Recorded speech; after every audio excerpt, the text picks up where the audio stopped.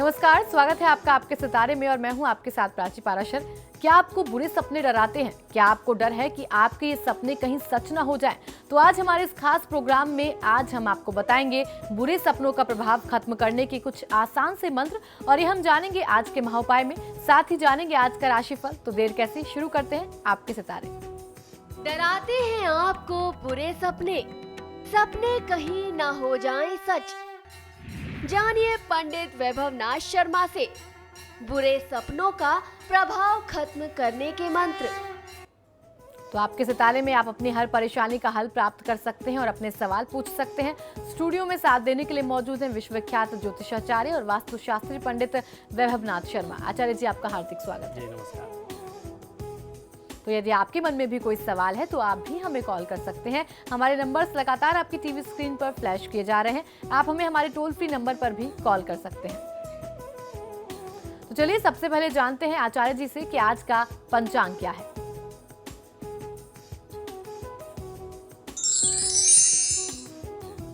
जी बिल्कुल, आज का पंचांग इस प्रकार है। विक्रम संवत 2071 मास चल रहा है चैत्र का, और चैत्र मास के कृष्ण पक्ष की आज पंचमी तिथि है। बुधवार का दिन है, नक्षत्र है विशाखा, योग है व्याघात और करण है तैतिल। और आज जो व्रत पर्व त्योहार मना रहे हैं इसे रंग पंचमी के नाम से जानते हैं। चलिए अब जान लेते हैं 12 राशियों का हाल। आज का दिन उनका कैसा रहने वाला है, और सबसे पहले बात करेंगे मेष राशि की। मेष राशि वाले जातक लोगों के लिए आज की दिनचर्या में आपके साथ ऐसा कोई व्यक्ति जुड़ सकता है जो आपको धोखा देने के प्रयास में है, धोखे में डाल सकता है आपको। आज आपको थोड़ी सी सावधानी रख करके अपने कार्य को अंजाम देना चाहिए। विद्यार्थी वर्ग को आज पहले से कहीं अच्छी सफलता मिलने के योग बनते हैं। आज के दिन को शुभ बनाने के लिए ओम श्रीराय नमः मंत्र का 108 बार जाप कर लेना आपके लिए सर्वोत्तम होगा। आज किसी भी परिस्थिति में निराश होने से बचना चाहिए। चलिए अब जान लेते हैं कि वृषभ राशि वाले आज के दिन को अच्छा बनाने के लिए क्या करें। वृषभ राशि वाले जातक लोगों के लिए आज की दिनचर्या में आपका स्वास्थ्य उत्तम रहेगा। खर्चों में कमी आने के लक्षण बनते हैं। अगर आपने किसी से धन उधार ले रखे हैं तो उसे आज आपको धन चुकाने का प्रयास करना चाहिए। आज यदि आप प्रयास करेंगे तो कर्ज उतारने में आपको काफ़ी सहूलियत हो सकती है, काफ़ी आसानी हो सकती है। और किसी नए कार्य को आरंभ करने का आज आप प्रयास अगर करते हैं तो आज कहीं ना कहीं से उसकी बात आगे बढ़ सकती है। व्यापार व्यवसाय में लाभ बहुत अच्छा मिल जाए आपको, ऐसी संभावना आपके लिए बनती है। आज के दिन को शुभ बनाने के लिए ओम श्री कराय नमः मंत्र का 108 बार जाप कर लेना आपके लिए सर्वोत्तम होगा। व्यर्थ की बातों में खुद को लगा करके बहुमूल्य समय नष्ट मत करिए। और चलिए अब जान लेते हैं मिथुन राशि वाले आज क्या उपाय करें। मिथुन राशि वाले जातक लोगों के लिए आज की दिनचर्या में व्यापार संबंधी कोई भी महत्वपूर्ण निर्णय करने से आपको बचना चाहिए। ग्रहों के लक्षण ऐसे नहीं हैं कि आज आप जो भी निर्णय करें वो आपके पक्ष में सिद्ध हो जाएं। ऐसे में आज थोड़ा सा आपको अपने लिए समय निकालना चाहिए। कुछ चिंतन मनन करिए, बड़े निर्णय करने से बचिए। आज समय पर कार्य न हो पाने से तनाव भी थोड़ा सा बढ़ सकता है, तो तनाव लेने से बचना चाहिए। आज के दिन को शुभ बनाने के लिए ओम श्री कंठाय नमः मंत्र का 108 बार जाप करेंगे तो दिनचर्या में जितनी अशुभता आपके साथ बनती दिखाई देती है उनसे आपको मुक्ति मिल जाएगी। परिवार की बात या सुझाव को अनदेखा इस समय में नहीं करना चाहिए। चलिए अब जान लेते हैं कि कर्क राशि वाले आज के दिन को शुभ बनाने के लिए क्या उपाय करें। कर्क राशि वाले जातक लोगों के लिए आज की दिनचर्या में आपके कार्यक्षेत्र में काफी समस्या और वाद विवाद की स्थिति चल रही है काफी समय से, जिसकी वजह से आप परेशान आज भी हो सकते हैं। जीवन साथी का सहयोग आपको जैसा मिलना चाहिए वैसा सहयोग आपको प्राप्त होगा। आज के दिन को शुभ बनाने के लिए ओम शूर्पकर्णाय नमः मंत्र का 108 बार जाप कर लेना आपके लिए सर्वोत्तम है। परिश्रम करने से पीछे नहीं हटना चाहिए आज। और चलिए अब जान लेते हैं सिंह राशि वाले आज के दिन को अच्छा बनाने के लिए क्या उपाय करें।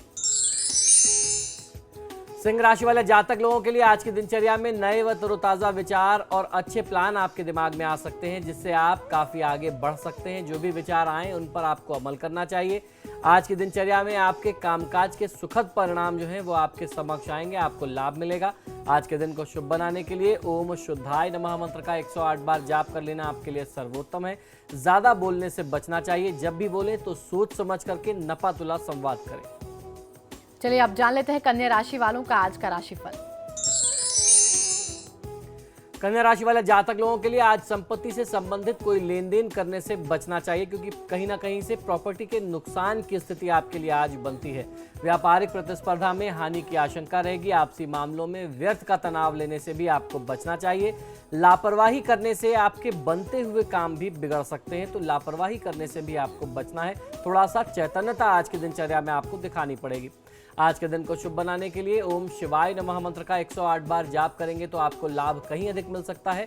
मानसिक थकान और उदासीनता को आप अपने ऊपर हावी मत होने दीजिए। वक्त अब कॉलर लेने का हो गया है। गरिमा हल्द्वानी से पहली कॉलर हमारे साथ जुड़ी है। जी गरिमा, बताएं क्या आपकी समस्या है।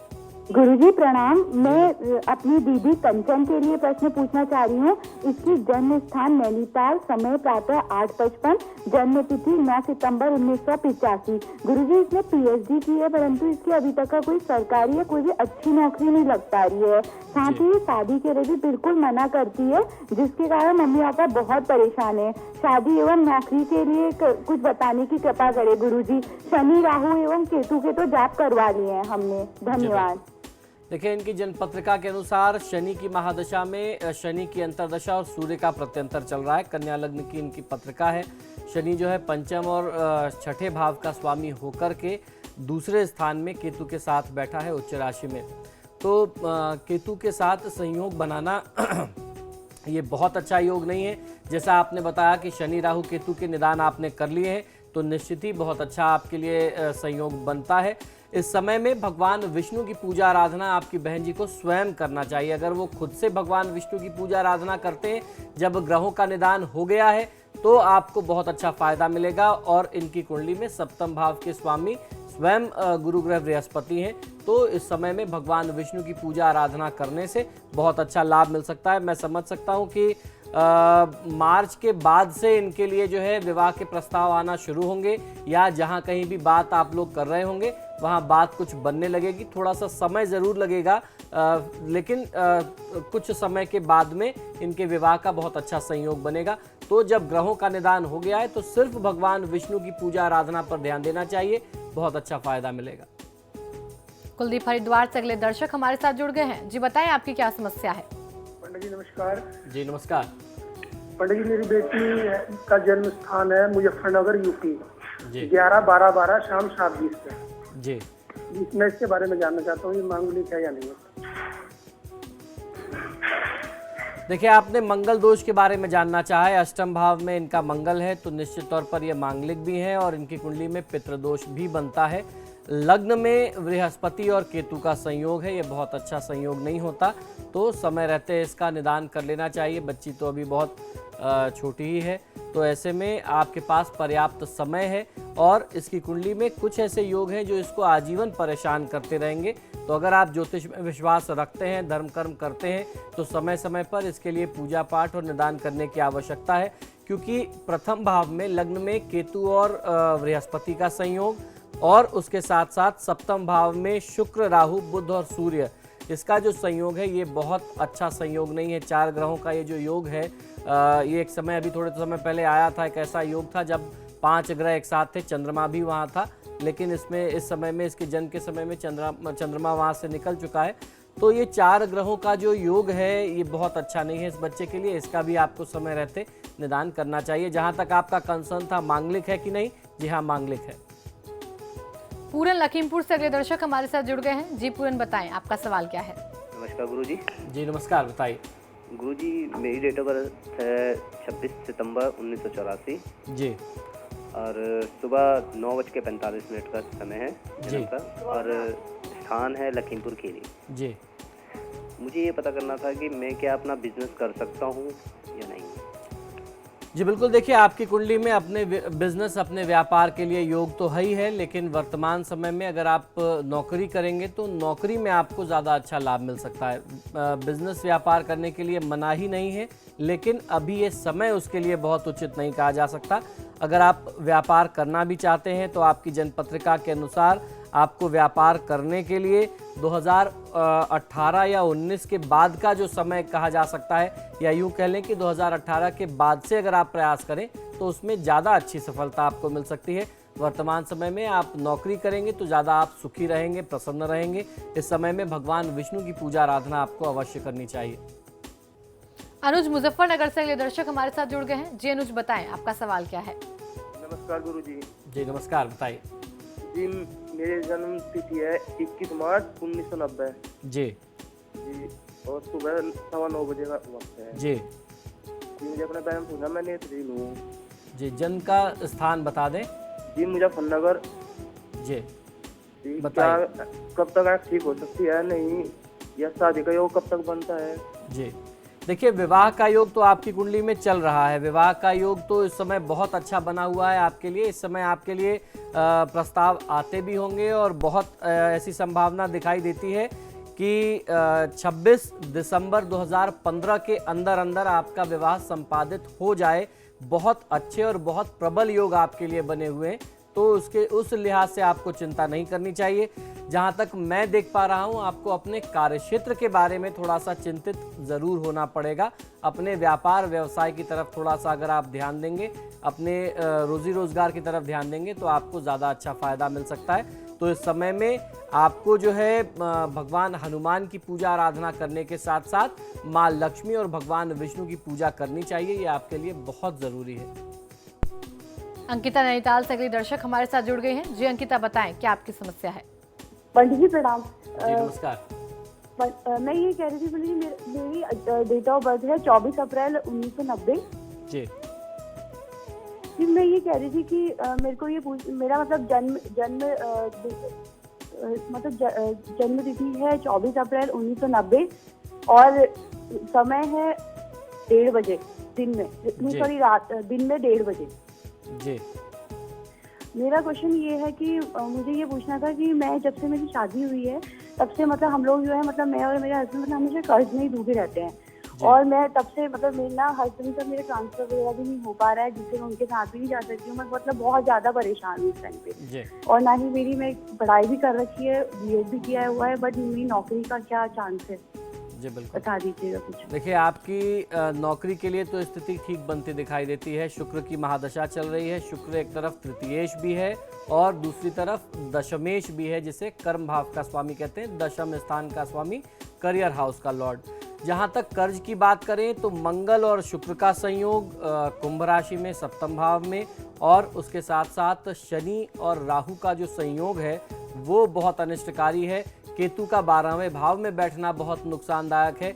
ये दिखाता है कि जो कुछ भी पैसे आप कमाते हैं, ज़्यादा से ज़्यादा पैसे व्यर्थ के कामों में, खासतौर पर रोग में, किसी न किसी समस्या के समाधान करने में, जो मतलब अवांछित चीज़ें हैं, जो अनवांटेड चीज़ें हैं, वहाँ आपके अननेसेसरी पैसे खर्च हो रहे हैं, ये योग दिखता है।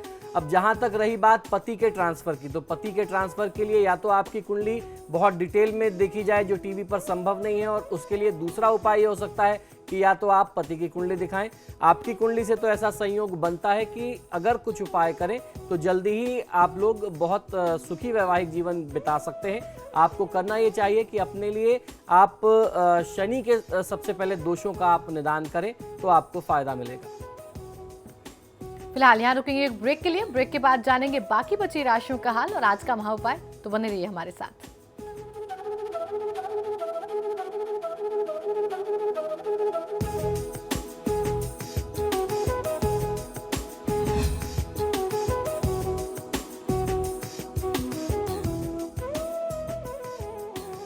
ब्रेक के बाद आपका स्वागत है। चलिए रुक करते हैं बाकी बची राशियों का और जानते हैं तुला राशि वालों का आज का राशिफल।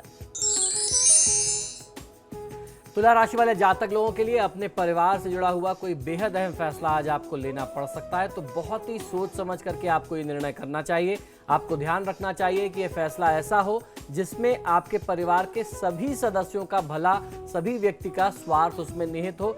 परिवार के लोगों में, परिजनों के साथ परस्पर मनमुटाव ना बढ़े, किसी के साथ पक्षपात ना हो, इस बात का ध्यान आपको अवश्य रखना चाहिए। आज के दिन को शुभ बनाने के लिए ओम शाश्वताय नमः मंत्र का 108 बार जाप करेंगे तो आपको लाभ पहले से कहीं अधिक मिलेगा। यात्रा करने से बचें तो आपके लिए ज्यादा अच्छा है।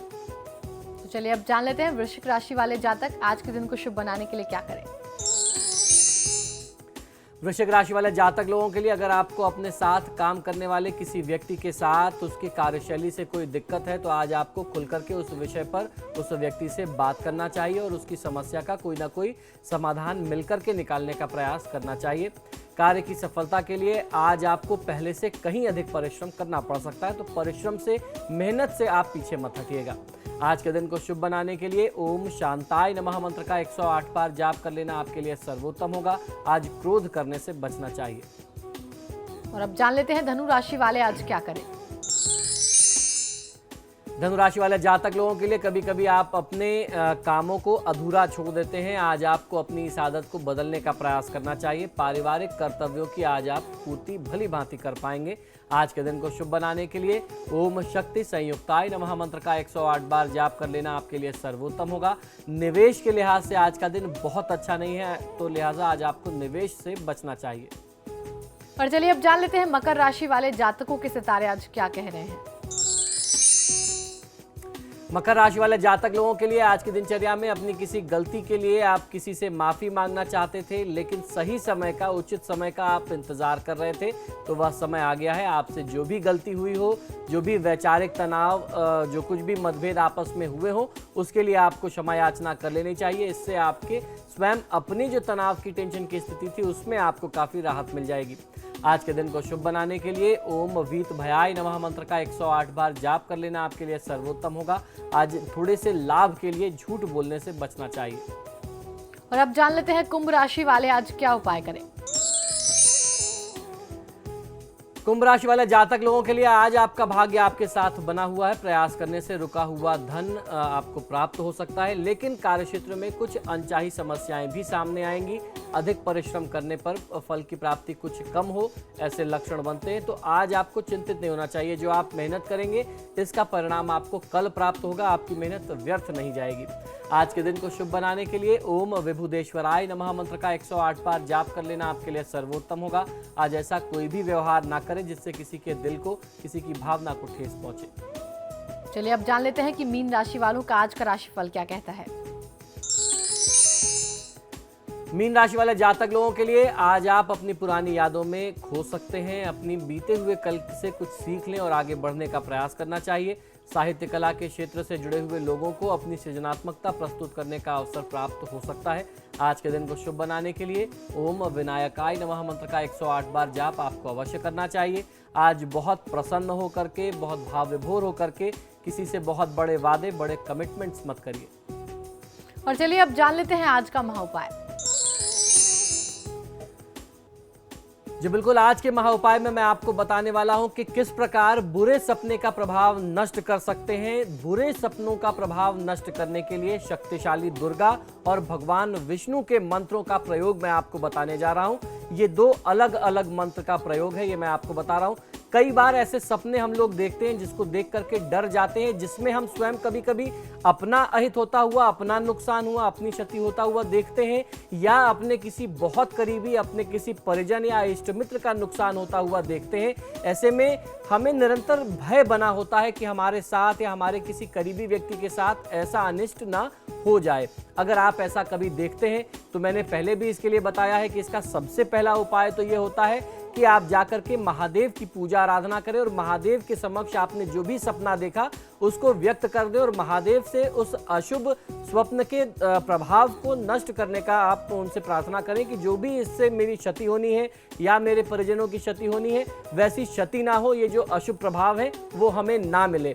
उसके अलावा आज मैं आपको दो मंत्र बताने जा रहा हूं। सबसे पहले इस क्रम में जानेंगे हम लोग दुर्गति दुस्वप्न नाशक दुर्गा मंत्र।